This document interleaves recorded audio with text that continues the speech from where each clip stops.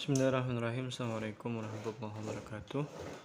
Alhamdulillahilladzi hadana li hadza wa ma kunna linahtadiya laula an hadanallah. Asyhadu an la ilaha illallah wa la syarika lah. Asyhadu anna Muhammadan abduhu wa rasuluhu la nabiyya ba'dah. Allahumma shalli wa sallim ala nabiyyina Muhammad wa ala alihi wa sahbihi wa wala amma ba'. Raditu billahi rabba wal islamiyyin wa bihamdin nabiyya wa rasulah. Teman-teman di mata kuliah tafsir yang dimuliakan oleh Allah Subhanahu wa taala. Pada materi kali ini saya ingin menyampaikan terkait dengan penjelasan lebih lanjut terkait dengan tafsir kemarin ya.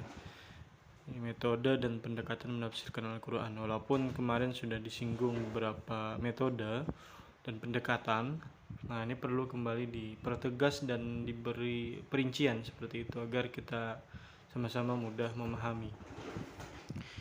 Bahasan pada kesempatan kali ini saya ingin membahas pertama metode tafsirnya, kemudian metode-metode menafsirkan Al-Quran, dan kemudian ketiga pendekatan analisis tafsir, perangkat analisis tafsir, langkah-langkah tafsir.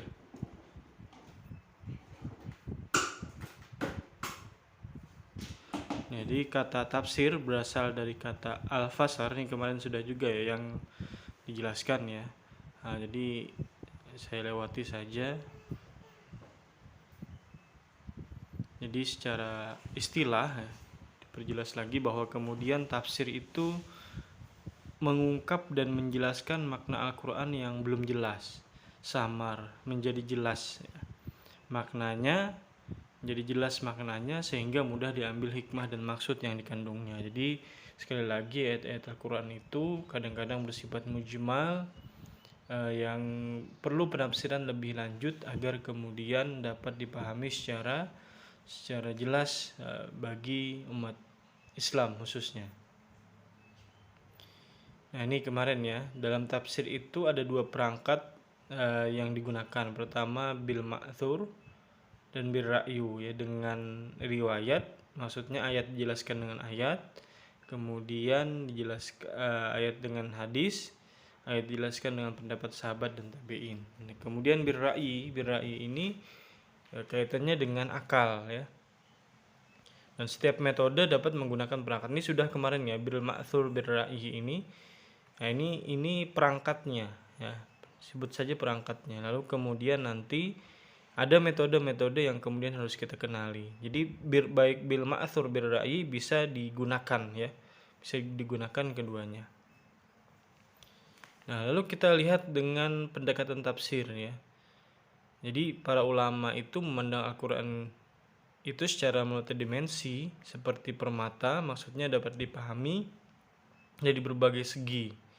Ya, jadi dari berbagai jalan seperti itu, dan setiap permasalahan dari berbagai segi itu akan menghasilkan sesuatu yang indah. Nah ini kiasan dari para ulama melihat Al-Quran itu sebagai permata.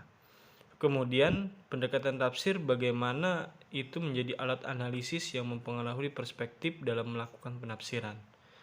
Nah, jadi dengan pendekatan berbeda meniscayakan terjadinya perbedaan juga dalam tafsir itu sendiri. Dan akan menyebabkan corak tadi ya, perbedaan tadi ya. Contoh pendekatan ya, gini saja, di cara apa namanya, di ilmu pengetahuan saja, ketika kita menggunakan pendekatan misalkan ilmu pengetahuan, sains ya misalkan, lalu dengan sosiologi dan psikologi, itu kemudian juga akan menimbulkan perbedaan. Ini contoh pendekatan ya.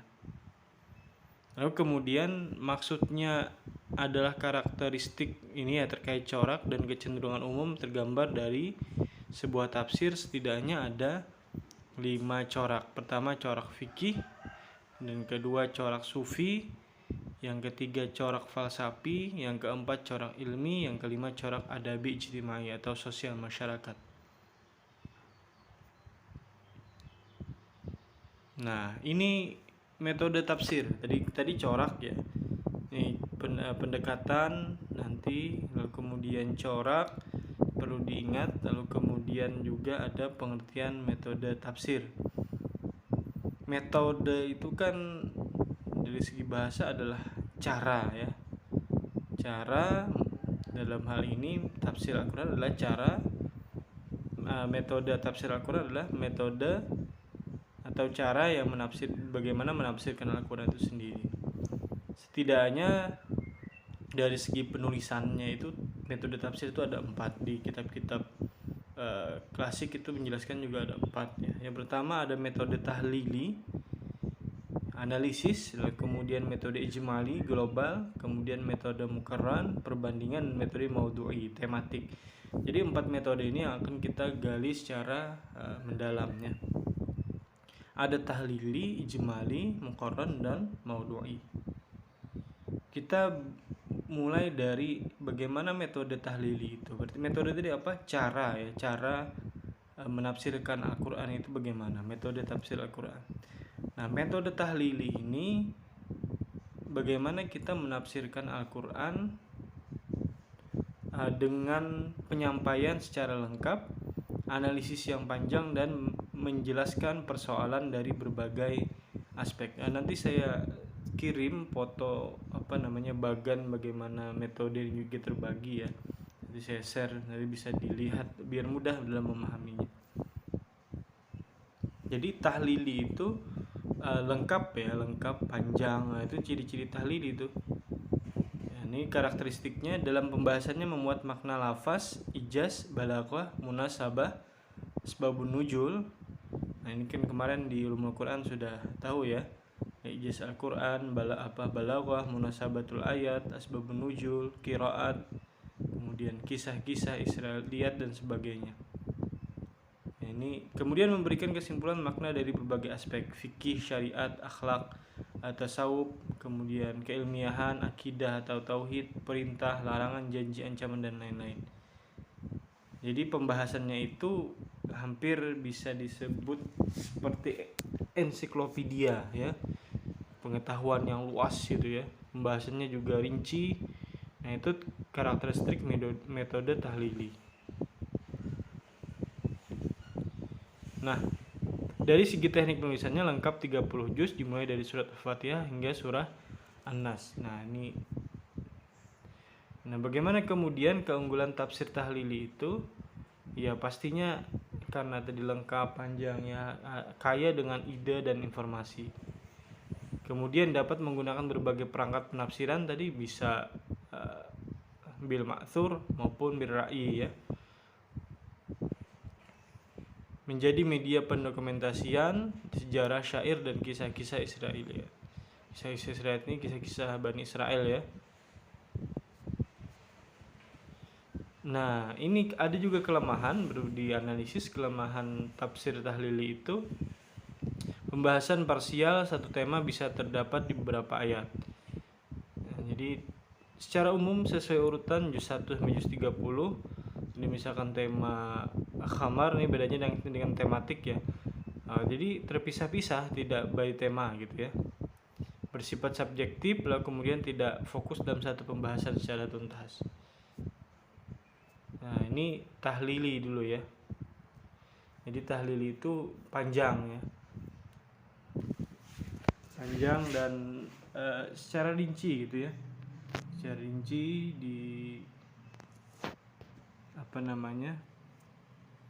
dijelaskan ya. Oke. Lalu selanjutnya kita bahas itu ijmali. Ya, ijmali ya. Nah, ijmali ini agak berbeda dengan tahlili ya. Jadi kalau tahlili tadi agak panjang, lalu kemudian ijmali ini lebih ringkas, tidak memberikan penjelasan yang bertele-tele, kemudian intisari maksud ayat satu persatu. Nah, juga tapi samanya itu adalah penyajiannya juga dari dari urut ya, juz 30.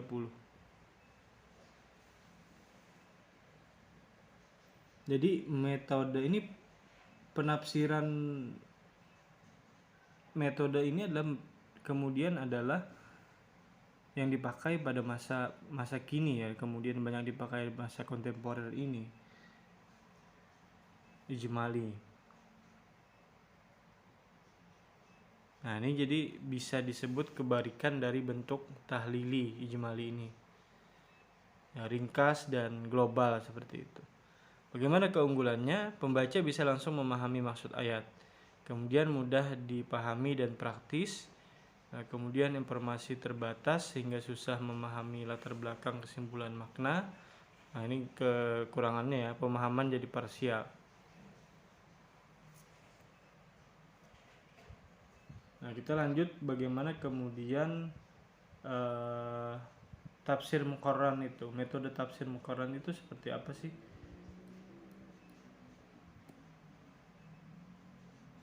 Nah, tafsir muqarran ini kemudian menyajikan perbandingan satu tafsir dengan tafsir lainnya dalam ayat, surah, kumpulan ayat tertentu dan tema-tema tertentu ataupun ayat dengan hadis. Jadi membandingkan tafsir satu tafsir dengan tafsir yang lain ya. Ini muqarran. Nah, sebagaimana disampaikan Prof. Muhammad Khirzin ya. Beliau menyebutkan bahwa bisa saja dijadikan pembanding adalah kitab suci agama lain. Nah, ini menarik ketika tafsir Al-Quran tapi bisa jadi menggunakan perbandingan dari agama lain seperti itu. Nah, jadi muqarran ini perbandingan ya. Tadi kalau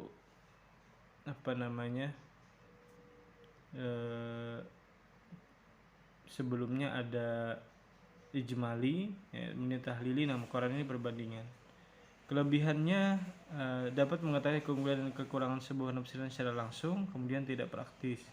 Ya, tidak praktis karena harus bandingkan, bisa jadi tadi salah satu dengan kitab lain. Nah, ini kemudian kita tafsir maudhu'i, ini tematik. Jadi mengumpulkan ayat-ayat Al-Quran yang berbeda-beda dari surat-surat Al-Quran yang berhubungan dengan satu tema tertentu, kemudian memberi penafsiran sesuai dengan kaidah-kaidah penafsiran dan tujuan-tujuan Al-Quran ya, dan tujuan-tujuan Al-Quran. Nah, jadi misalkan temanya haji ya, Al-Quran bahas tentang ibadah haji, dia haji saja yang dibahas ya. Jadi by tema dia menafsirkan. Jadi ada keunggulannya pasti adalah kemudian bagaimana satu tema itu tuntas dibahas ya. Nah, ini kelebihannya ya tuntas tadi. Kemudian agak caranya mungkin tidak dikatakan tidak praktis karena ya harus cabut-cabut ayat ya. Karena misalkan bahasan tentang sholat tidak hanya di Quran satu surah gitu ya, banyak ayat-ayat yang kemudian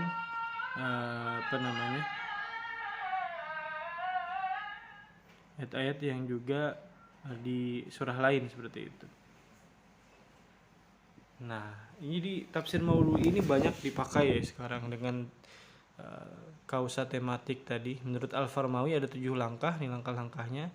Memilih dan menetapkan masalah Al-Quran yang akan dikaji ya. Jadi misalkan kita cari masalah ahwal syahsiah misalnya atau perkawinan, nah cari ya, kemudian melacak dan menghimpun ayat-ayat yang berkaitan dengan masalah yang ditetapkan tadi tentang perkawinan, baik ayat makkiyah dan madaniyah. Lalu kemudian menyusun ayat tersebut secara runtut menurut kronologi masa turunnya. Jadi urutannya itu disesuaikan dengan masa turun, disertai pengetahuan mengenai latar belakang turunnya jika ada, disertai dengan asbabun nuzul jika ada. Jadi urut ya, karena kan Al-Quran itu sekali lagi diturunkan bertahap, berangsur-angsur sesuai situasi kondisi Rasul pada saat itu. Karena bertahap pasti ada yang duluan, ada yang belakangan. Nah, diurut dengan waktu seperti itu. Lalu dia di situ mengetahui korelasi atau munasabatul ayat dalam masing-masing surat.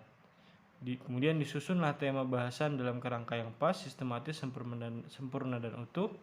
lalu dilengkapi dan diuraikan dengan hadis bila dipandang perlu. Jadi tambah hadis sehingga pembahasan semakin sempurna dan jelas. Ini menarik ya. Jadi